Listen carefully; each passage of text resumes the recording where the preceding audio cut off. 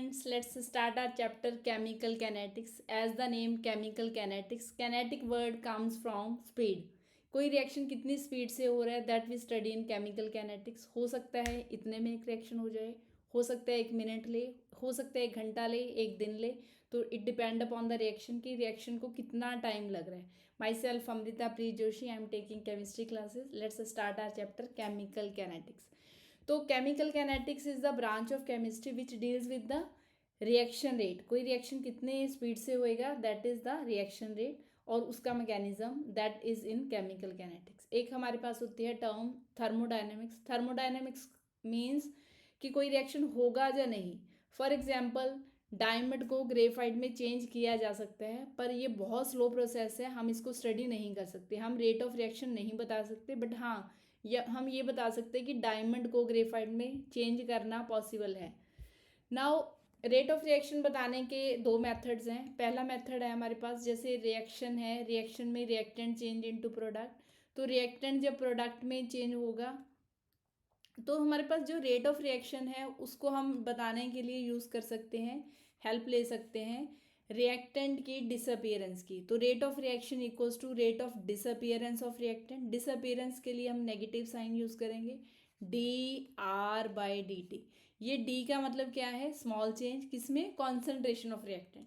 इसी तरह से रेट ऑफ रिएक्शन बताने के लिए हम हेल्प ले सकते हैं rate of appearance of product. तो इसमें है dp/dt. Rate of reaction changes per unit time. तो टाइम के साथ रिएक्टेंट कितने से कितना रह गया that is from rate of reaction. That is disappearance of reactant भी कह सकते हैं, अपीयरेंस ऑफ प्रोडक्ट भी कह सकते हैं.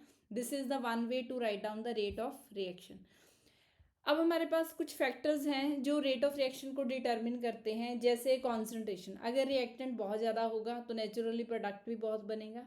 अगर मान लो कोई फैक्ट्री है, उसके पास रॉ मटेरियल बहुत है, तो वो ज़्यादा से ज़्यादा प्रोडक्ट बनाएगा. अगर कोई कंपनी है, उसका ऑलरेडी बना हुआ प्रोडक्ट सेल नहीं हो रहा, तो वो और प्रोडक्ट नहीं बनाएगा. तो रेट ऑफ रिएक्शन इस बात के ऊपर डिपेंडेंट कर है कि जो रिएक्टेंट है उसकी कॉन्सेंट्रेशन कितनी है और जो प्रोडक्ट है उसकी कॉन्सेंट्रेशन कितनी है. किसी भी रिएक्शन को फॉरवर्ड जाने के लिए रिएक्टेंट की कॉन्सेंट्रेशन ज़्यादा चाहिए. Secondly, rate of reaction dependent है टेम्परेचर पे. टेम्परेचर बढ़ने से मॉलिक्यूल्स की कैनेटिक एनर्जी बढ़ जाती है, उनकी कोलिजन बढ़ जाती है, तो rate of reaction will increase. For every 10 degree rise in temperature rate of reaction is double. अगर हम 10 डिग्री राइज इन टेम्परेचर करते हैं तो रेट ऑफ रिएक्शन डबल हो जाएगा. तो जितने 10 हम टेम्परेचर राइज करी जाएंगे उतने टाइम से रेट ऑफ रिएक्शन बढ़ता जाएगा. रेट ऑफ रिएक्शन, अगर हमारे पास रिएक्शन सरफेस एरिया मैटर करता है रिएक्शन के लिए. कुछ रिएक्शन होते हैं हेट्रोजीनियस कैटालाइसिस जैसे रिएक्शन, जो गैस है, गैस को एब्जॉर्ब करना है सॉलिड सरफेस पे, तो वहाँ पे सरफेस एरिया मैटर करता है. जैसे सरफेस एरिया में इम्पॉर्टेंट है कि हमारे पास रिएक्टेंट पाउडर्ड फॉर्म में होना चाहिए, तो रेट ऑफ रिएक्शन ज़्यादा होएगा.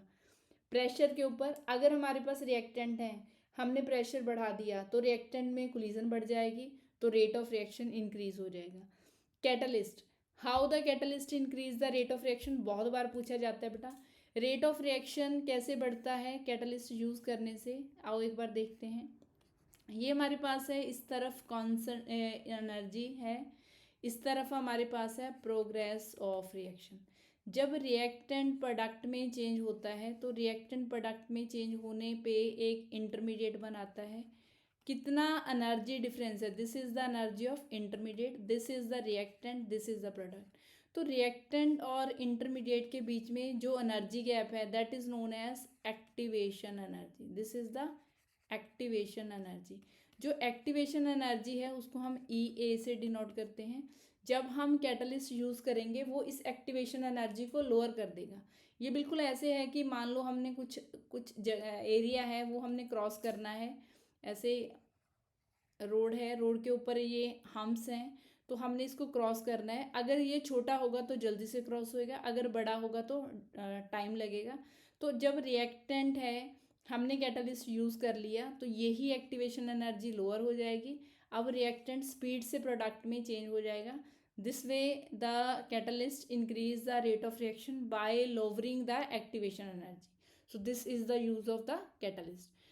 अब हम डिस्कस करेंगे कि हमारे पास जो रेट ऑफ रिएक्शन है, अगर हमने डिसअपियरेंस अपीयरेंस की फॉर्म में लिखना है तो कैसे लिखेंगे। फॉर एग्जांपल HI के 2 मोल्स हैं और I2 H2 में चेंज हो रहे हैं, तो रेट ऑफ रिएक्शन, रिएक्टेंट क्या है, डिसअपियर होता है, तो हमने माइनस साइन यूज़ किया। जो कॉफिशेंट हैं उनको हमने फ्रैक्शन में लिख दिया 1/2 DI/dt, डेल्टा भी आप यूज़ कर सकते हो। H2I2 की कॉन्सेंट्रेशन के ऊपर भी डिपेंडेंट है, rate of appearance of H2, rate of appearance of I2। कई बार हमसे क्वेश्चन अपीयरेंस का ही पूछा जाता है, so we can use this. Next we are having this question, in a reaction 2A gives product, the concentration of A decrease from 0.5 to 0.4 in 10 minutes, calculate the rate of reaction during this duration। तो rate of reaction हमने क्या देखा कि change in concentration है upon time of the reactant. अब reactant की concentration क्या change हो रही है, 0.5 से 0.4 हो रही है, तो 0.5 माइनस 0.4 और ये कितने में हो रही है, 10 मिनट्स में, तो दिस इज 0.1/10, तो हमारा आंसर आ जाएगा 0.01। This is the rate of reaction. Rate of reaction हमारे पास इसके यूनिट्स क्या होंगे, मोल पर लीटर पर मिनट, क्योंकि यहाँ पे कॉन्सेंट्रेशन के यूनिट क्या है, मोल पर लीटर, टाइम क्या है, मिनट्स में, तो इसके यूनिट हो जाएंगे मोल पर लीटर पर minute. So this is the answer. अब हमने रेट ऑफ रिएक्शन, एक और मेथड सीखना है रेट ऑफ रिएक्शन फाइंड करने का, तो उसमें हम कहते हैं rate law expression.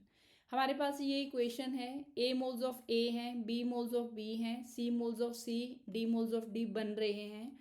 Rate law expression है, rate of reaction is directly proportion to, ये जो रिएक्टेंट है उनकी कॉन्सेंट्रेशन रेज टू पावर उनके कॉफिशेंट। अब यहाँ पे हमने कॉफिशेंट A B नहीं यूज़ किए, हम XY लिख रहे हैं। ये एक्सप्रेशन जो है वो एक्सपेरिमेंटली वैल्यू, जो एक्सपेरिमेंटल डाटा है वहाँ से आता है। XY मे और may not equals to A and B, कोई ज़रूरी नहीं है कि जो XY हैं वो AB के इक्वल हों। This is the rate law expression. ये हमें क्वेश्चन में गिवन होएगा, एक्सपेरिमेंट जब करते हैं, एक्सपेरिमेंटल डाटा होता है, वहाँ से ये वैल्यू आती है। तो ये रेट लॉ एक्सप्रेशन क्या है हमारे पास, in the reaction in which the reaction rate given in terms of molar concentration of reactant with the term, each term raised to some power which may or may not equals to stoichiometric coefficients of the reacting species in the balanced chemical equation।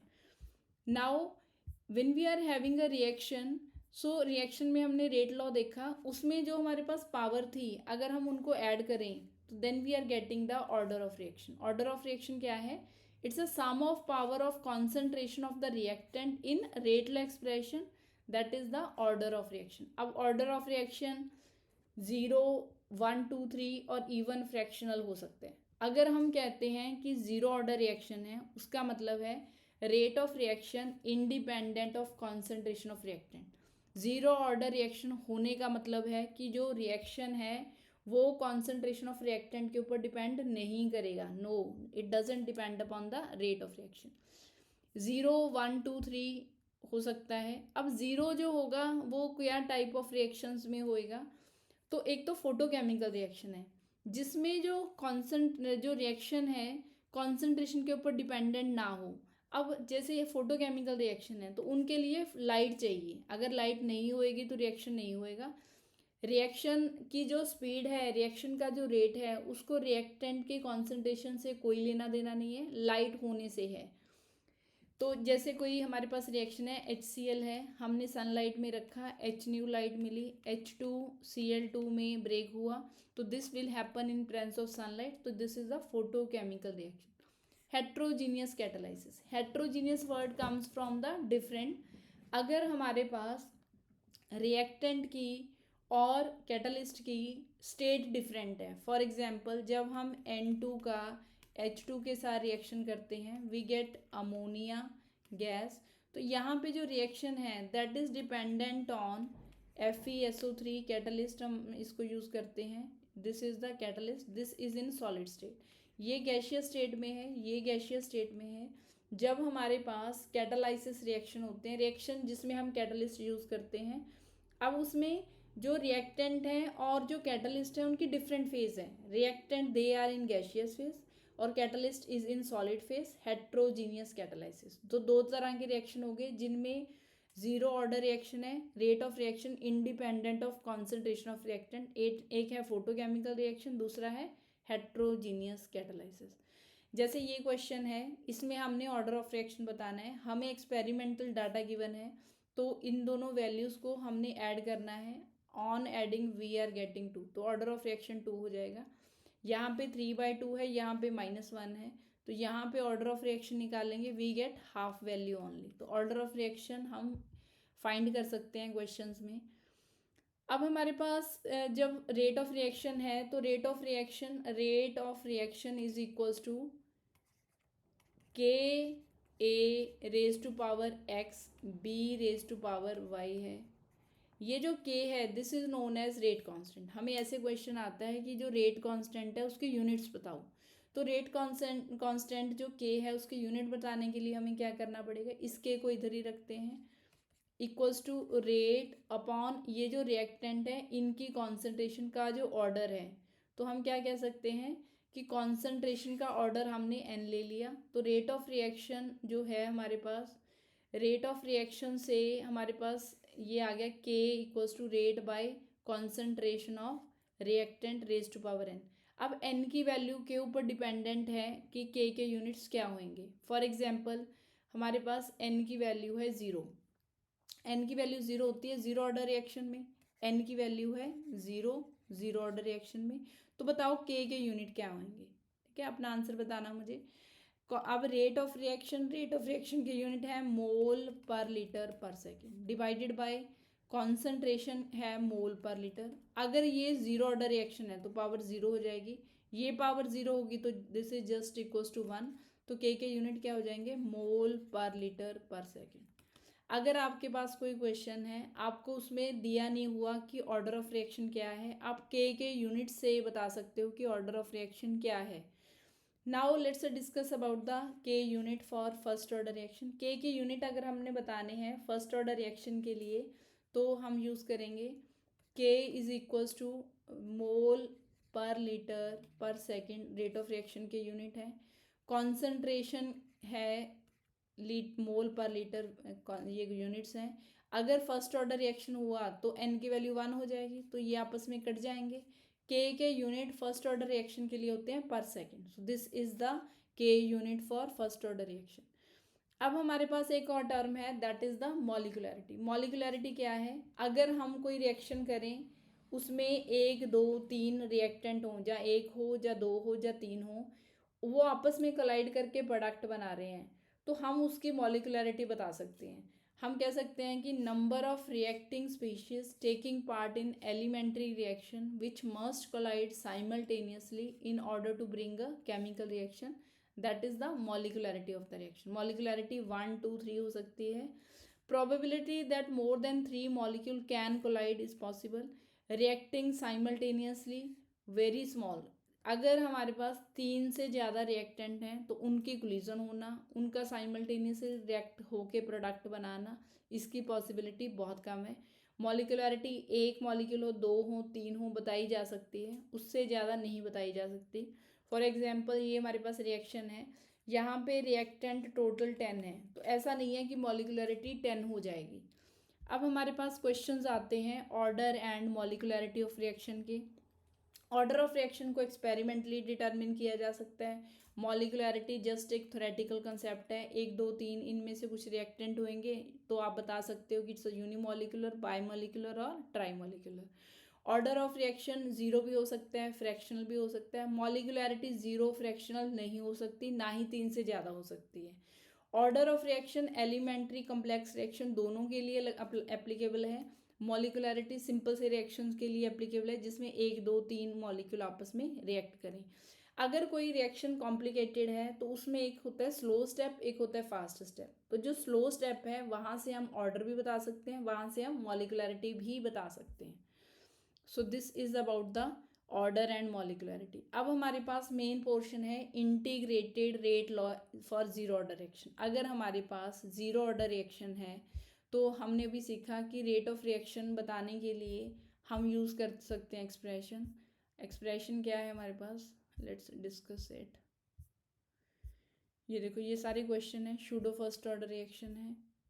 Let's discuss about the integrated rate law expression for zero order reaction.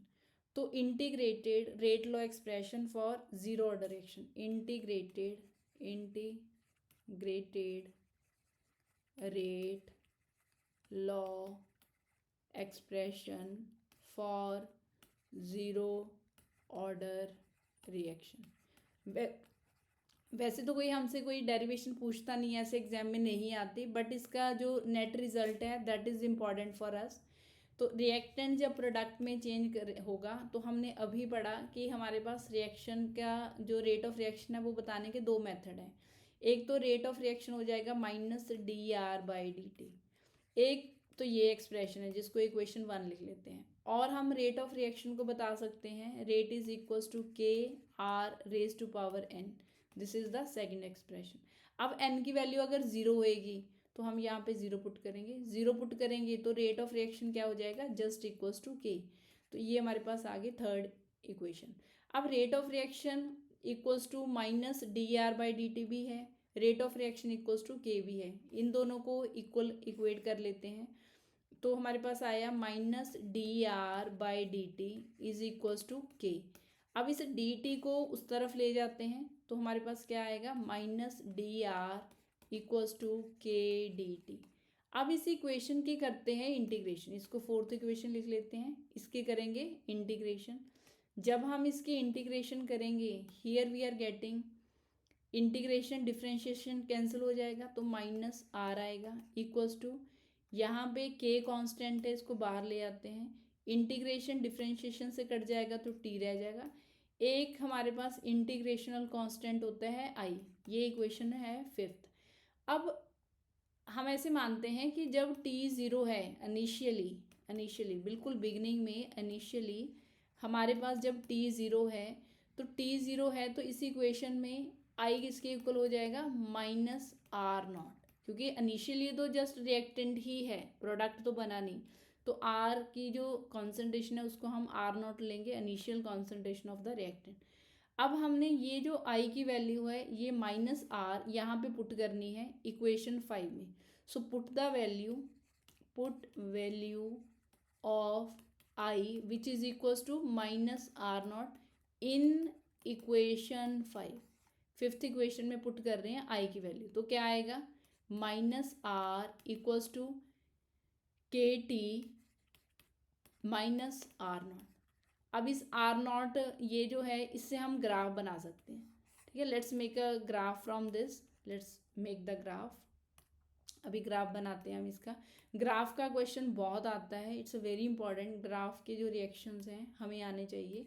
-r equals to KT -r0. अब हम इस equation को minus से multiply करते हैं तो यहाँ r रह जाएगा, यहाँ पे -KT आ जाएगा और यहाँ पे +r0 आएगा. अब हमें पता है इसको y is equals to mx + c लिखेंगे. अब इनको इक्वेट करते जाते हैं. x एक्सिस पे टाइम है, ये टाइम के इक्वल है x एक्सिस, तो यहाँ पे हमारे पास t आ गया. y एक्सिस हमारा r है तो यहाँ r लिख लेते हैं. ये c हमारे पास है, यहाँ पे इंटरसेप्ट, ये -k हमारे पास स्लोप है. अब माइनस है तो स्लोप ऐसे जाएगा graph, -k this is the slope. Intercept की वैल्यू क्या है, this is the intercept which is equals to r0. तो ये हमारे पास हो गया एक्सप्रेशन इसका. अब इसको ग्राफ हमने बना लिया इस एक्सप्रेशन की हेल्प से. अब हमने एक फाइनल इक्वेशन बनानी है दैट इज इक्वल्स टू, इस r0 को उधर ले जाते हैं तो r0 -r is equals to, ये माइनस था, ठीक है, इससे हमने ये एक्सप्रेशन लेके आ रहे हैं. जो k है इसको यहीं रहने दो, डिवाइडेड बाय t. तो ये हमारे पास आ गया final expression for zero order reaction. ये इंपॉर्टेंट है. अब इसके साथ हम एक चीज़ और समझते हैं, this is for zero order reaction. Half life period होती है हमारे पास, half life period. Half life period क्या है, एज द नेम की हाफ लाइफ पीरियड. जब हम कोई रिएक्टेंट लेते हैं तो वो कितने टाइम के बाद आधा रह जाएगा, that is the half life period. Half life period में अगर हम t को हाफ पुट करें तो हम ऐसे लिख लेते हैं इसको, के को हम इधर ले आते हैं, के यहाँ ले आए, आर नॉट, हमने क्या कहा कि आर हाफ हो जाएगा आर नॉट का, तो r by two equals to, ये टी को हम इधर ले आए, टी अब हाफ लाइफ पीरियड है तो हमने यहाँ पे टी को भी टी हाफ लिख लिया। अब ये के है, टू आ गया, ये ऊपर आ गया r naught equals to t half. तो दिस इज द एक्सप्रेशन, ये रिलेशन है हाफ लाइफ पीरियड का आर नॉट के साथ। कई बार एमसीक्यूज में ये पूछा जाता है, so this must be clear that how the t half is equals to k r naught by two. तो ये एक्सप्रेशन है। Now we are going to do the same integration equation for, ये हमने कर ली है फॉर फर्स्ट और zero order reaction. अब हम पढ़ेंगे for first order reaction. Let's discuss this the expression for first order reaction. First order reaction के लिए लिखते हैं सेम एक्सप्रेशन। चैप्टर काफ़ी इम्पॉर्टेंट है, इजी भी है, आप एक बार अच्छे से समझ लोगे आपको भूलेगा नहीं। Integrated rate equation for first order reaction. अब इसके लिए एक्सप्रेशन ड्राइव करते हैं। तो हमारे पास क्या है, रिएक्टेंट जो है वो प्रोडक्ट में चेंज हो रहा है। अगेन हमें रेट ऑफ रिएक्शन फाइंड करने के दो मेथड आते हैं। एक तो रेट ऑफ रिएक्शन हम फाइंड कर सकते हैं minus d r by d T, ये एक्सप्रेशन है, इसको नंबर 1 लिख लेते हैं। और दूसरा है rate is equals to k r raise to power 1, ये सेकंड एक्सप्रेशन है। अब रेट ऑफ रिएक्शन लिखने के दो एक्सप्रेशन हैं, इनको इक्वेट कर लेते हैं। रेट तो सेम ही है, minus d r by d t is equals to k r raise to power 1। अब यहाँ पे रेज टू पावर 1 है। Now when we are having this d t को इधर ले आते हैं, आर को इधर ले आते हैं, तो हमारे पास क्या आएगा, माइनस डी आर, यहाँ पे आ गया आर और इस तरफ गया डी टी। अब इसके करते हैं इंटीग्रेशन। अब जब इंटीग्रेशन करेंगे तो यहाँ पे थोड़ा सा हटके एक्सप्रेशन है, डी एक्स बाई एक्स है, इसकी जब हम इंटीग्रेशन करते हैं तो हमारे पास आता है एल एन एक्स। तो यहाँ पे लिखेंगे minus L N r which is equals to के T plus i, this is the expression. अब जो टाइम है, टाइम यहाँ पे है, time is equals to initially, time initially क्या हो गया, ज़ीरो होएगा। टाइम इनिशियली टी जो है वो ज़ीरो है। आई की जो आर की वैल्यू है, आर की वैल्यू होएगी आर नॉट, आर की वैल्यू आर नॉट लेंगे। तो यहाँ पे इस इक्वेशन में, इसको इक्वेशन नंबर 3 लिख लेते हैं। इसमें अगर हम टी की वैल्यू पुट करें, आर की वैल्यू पुट करें, तो हमारे पास आएगा minus L N R not is equals to i. अब इस आई की वैल्यू को यहाँ पे सब्स्टिट्यूट करते हैं, तो ये हमारे पास एक्सप्रेशन हो गया। यहाँ पे अगर हम सब्स्टिट्यूट करें तो हमारे पास आएगा l N R equals to के T minus L N R not. अब इससे हम ग्राफ ड्रॉ कर सकते हैं, एक ग्राफ ड्रॉ करते हैं इससे।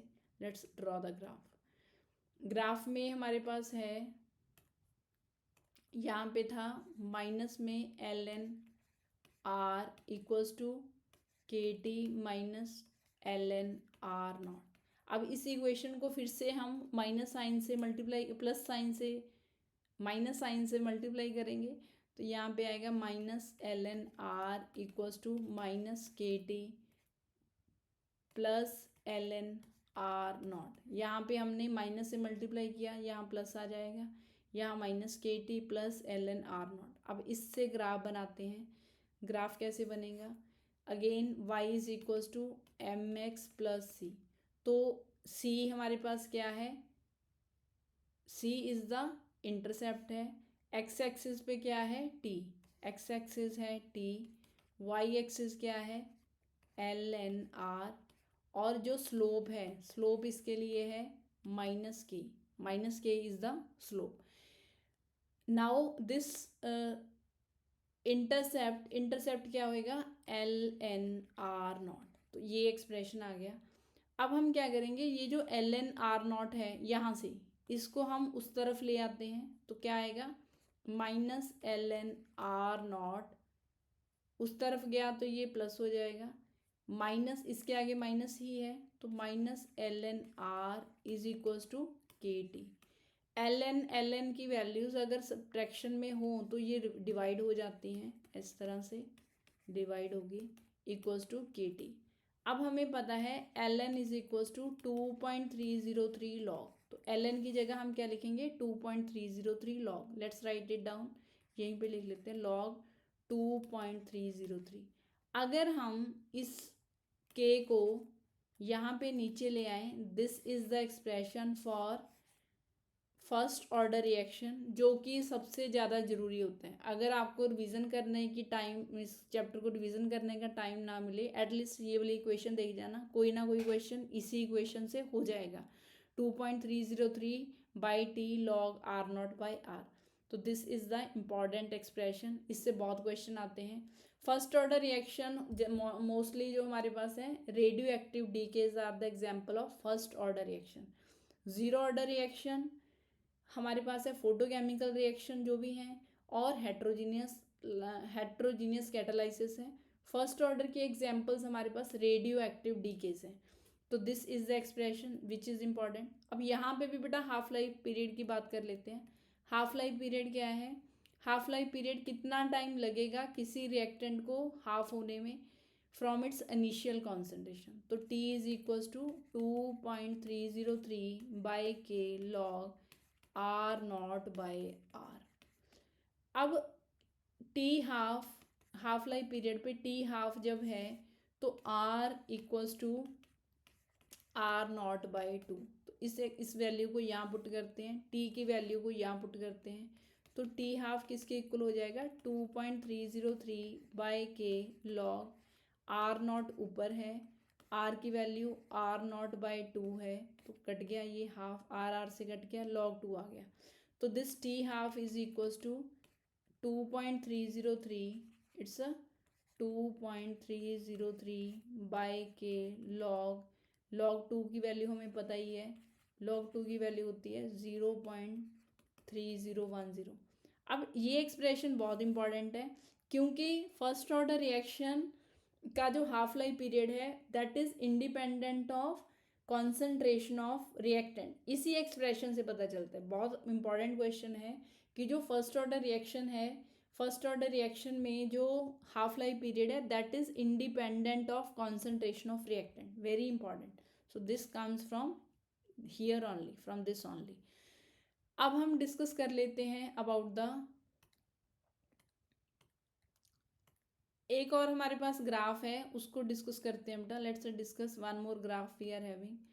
हमने जो एक्सप्रेशन लिखा था उसमें हमने, अगर हमारे पास देखो ग्राफ में यहाँ पे एल एन आए तो स्लोप माइनस के हो जाएगी। अगर हमारे पास यहाँ पे लॉग आए, लॉग ये हमारे पास टाइम है टी, यहाँ पे हमारे पास है लॉग आर, यहाँ पे हमारे पास जो स्लोप है, अगर यहाँ पे लॉग आ जाए तो स्लोप हो जाएगी -k/2.303। और ये जो इंटरसेप्ट है that will be log, it's a log LOG log complete r naught, तो इंटरसेप्ट ये हो जाएगा। This is the integrated rate law expression for zero order reaction. तो हमने ये डिस्कस कर लिया। अगर हमारे पास रिएक्टेंट जो है, प्रोडक्ट जो है, वो कॉन्सेंट्रेशन है, लिक्विड स्टेट में है, दिस लिक्विड है, सोल्यूशन फॉर्म में है, तो हमारे पास ये इक्वेशंस है।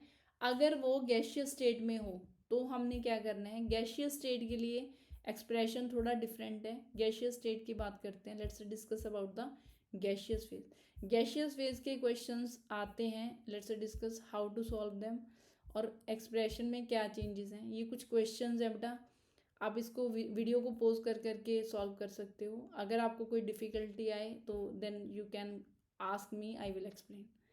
Now we are going to discuss the, अगर हमारे पास रिएक्टेंट प्रोडक्ट गैसियस फेज में है तो कैसे करेंगे। Reactant product are in gaseous phase, just 1 minute. For example this is the reaction, यहाँ पे जो गैसियस फेज होने की वजह से प्रेशर की वैल्यूज़ हैं, अगर हमारे पास प्रेशर की वैल्यूज़ हैं तो रेट ऑफ रिएक्शन का जो एक्सप्रेशन है, फाइनल एक्सप्रेशन है, वो डिफरेंट होएगा फर्स्ट ऑर्डर के लिए। कैसे, इसको डिस्कस करते हैं। अगर हमारे पास 2A है give rise to 2B + C, तो इनिशियल प्रेशर तो PI इसका है 0 इनिशियली रिएक्टेंट का ही प्रेशर होएगा। एट टाइम T मान लो इसके भी एक्स एटमॉस्फेरिक प्रेशर, इसका भी एक्स एटमॉस्फेरिक प्रेशर, और इसका रिएक्टेंट का प्रेशर क्या रह जाएगा, Pi माइनस 2x। हमारे पास जो टोटल प्रेशर रहेगा हमेशा ऐसे सेपरेटली, हमारे पास प्रेशर्स नहीं है कि ये रिएक्ट प्रोडक्ट इतना बन गया, ये प्रोडक्ट इतना बन गया, इसका प्रेशर इतना है, इसका प्रेशर इतना है, ऐसे नहीं होएगा। हमारे पास टोटल प्रेशर होएगा। तो टोटल प्रेशर किसके इक्वल होएगा, Pi minus 2x plus x. यहाँ पे इनको हमने ऐड करना है, तो Pi माइनस 2x है प्लस 2x है प्लस x है, तो ये आपस में कट गया। x is equals to Pi minus this Pt on this side, Pt यहीं रखेंगे, Pi उस तरफ जाएगा तो ये माइनस हो जाएगा, तो x इसके इक्वल आ गया। यहाँ पे अगर हम x की वैल्यू पुट करें तो Pi माइनस 2x है, x की वैल्यू अगर हम पुट करें तो क्या आएगा, Pi माइनस 2, x की वैल्यू है Pt माइनस Pi, तो ये हो जाएगा Pi is minus 2Pt minus plus plus हो जाएगा 2Pi। अब यहाँ पे 1Pi, यहाँ पे 2Pi, तो ये हो जाएगा 3Pi माइनस 2Pt। अब वहाँ से जो हमने अभी अभी डेरिवेशन की थी, k is equals to 2.303 by T log Pi upon 3Pi minus 2Pt। अब इस एक्सप्रेशन को अगर हम पुट करेंगे, इस वैल्यूज़ यहाँ से इस क्वेश्चन से लेंगे तो हम इसको सॉल्व करेंगे। द क्वेश्चन इज, ये एक्सप्रेशन है, आपको ये करना आना चाहिए, ठीक है। क्वेश्चन में आपको करके दिखाने की नीड नहीं है, जस्ट फॉर्मूला भी आप सीधा सीधा पुट कर सकते हो अगर आपकी अंडरस्टैंडिंग है। 2.303 बाई टी, क्वेश्चन है 2N2O5 gas give rise to 2N2O4 plus O2 time 0 पे प्रेशर, टोटल प्रेशर 0.5 है, that is the initial pressure Pi।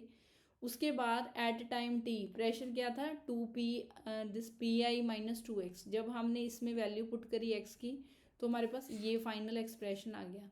उसमें भी हम ऐसे लिखते थे R0 बाई आर, तो यहाँ पे भी हम Pi upon pressure of reactant eight time t लिखेंगे। अब इसमें k हमने फाइंड करना है, तो 2.303 t की वैल्यू, टाइम कितना है 100 सेकेंड्स है, लॉग Pi इनिशियल प्रेशर क्या है 0.5 अपॉन 3Pi, 3 इंटू Pi का प्रेशर 0.5 है minus 2 into P total pressure क्या है 2 इंटू 0.512 करेंगे। तो जब हम इसको सॉल्व करेंगे we get the k value. I hope you understood this question. इसी तरह से हमारे पास एक और एक्सप्रेशन आता है जिसमें a जो है वो b प्लस सी में चेंज हो रहे हैं। तो Pi की इनिशियल प्रेशर, जो a का प्रेशर है इनिशियली उसको Pi लिखेंगे, इसका प्रेशर 0, इसका pressure 0, but at time t इसका जो प्रेशर है एक्स b का, वो मान लो x एटमॉस्फेयर है, c का भी x एटमॉस्फेयर है, तो a का प्रेशर क्या हो जाएगा Pi माइनस एक्स। अब हमारे पास क्वेश्चन में हमेशा टोटल प्रेशर होएगा कि इतने टाइम पे अब इतना टोटल प्रेशर है, तो उसके लिए हम Pi minus x plus x ये सॉल्व करेंगे, तो x is equals to Pt minus Pi, तो ये एक्सप्रेशन आ गया। अब हमारे पास इस क्वेश्चन में जो हमने x की वैल्यू, यहाँ से x की वैल्यू Pt माइनस Pi हमारे पास आ गई है। अब वही एक्सप्रेशन पे जाते हैं फिर से, k is equals to it's 2.303 by T log p, वहाँ पे हम R0 लिखते थे, यहाँ पे हम Pi लिखेंगे, इनिशियल प्रेशर Pi अपॉन, अब यहाँ पे बेटा हमने Pi माइनस एक्स, ये x की वैल्यू ना यहाँ सब्स्टिट्यूट करनी पड़ेगी। अगर हम x की वैल्यू यहाँ सब्स्टिट्यूट करें तो Pi माइनस एक्स की वैल्यू क्या है Pt माइनस Pi, तो ये क्या हो जाएगा Pi minus Pt plus Pi, दो इस ये भी 1Pi है, ये भी 1Pi है, तो ये हो जाएगा 2Pi माइनस Pt। तो यहाँ पे लिखेंगे हम 2Pi माइनस Pt। तो this is the expression for जब हमारे पास रिएक्टेंट प्रोडक्ट गैशियस फेज में है, हमारे पास कोई कॉन्सेंट्रेशन नाम की चीज़ नहीं है, प्रेशर की वैल्यूज़ हैं। प्रेशर वाली दो इक्वेशन बनती हैं, एक ये, एक जो हमने इससे पहले डिस्कस की। I hope this you understood. Next we are having the Arrhenius equation, last topic for this complete chapter revision. पूरा बेटा मैंने कोशिश करी है, पूरी जान डालने की कोशिश करी है क्लास में, तो आई hope you like this video. आपकी मोटिवेशन से ही मैं और चैप्टर की ऐसे फुल सिलेबस, फुल चैप्टर की, कंप्लीट चैप्टर की वीडियो बना सकती हूँ। आपसे मोटिवेशन मिलेगी, तो इसको लाइक सब्सक्राइब जरूर करना चैनल को। अर्हीनियस इक्वेशन क्या है? k is equal to a e raise to power minus E A by are t. अब हम इसका taking log on both side log ले लेते हैं। लॉग के माइनस ये जो कॉफिशेंट है ये नीचे आ जाएंगे, minus E A by are T plus L N A. तो यहाँ से y is equal to M X plus C है। अब इसमें जो 1/t है that is the X axis पे हमारे पास 1/t है, वाई एक्सिस पे एल एन के है। स्लोप क्या है? Minus E A by R, तो this is the slope. Intercept क्या है? ये हमारे पास इंटरसेप्ट। आई होप आपको ये क्लियरिटी होगी कि 1/t एक्स होता है, ये जो minus E A by r है ये स्लोप है, एल एन के हमारे पास वाई एक्सिस पे है, और ये जो एल एन ए है that is the intercept. This is the Arrhenius equation.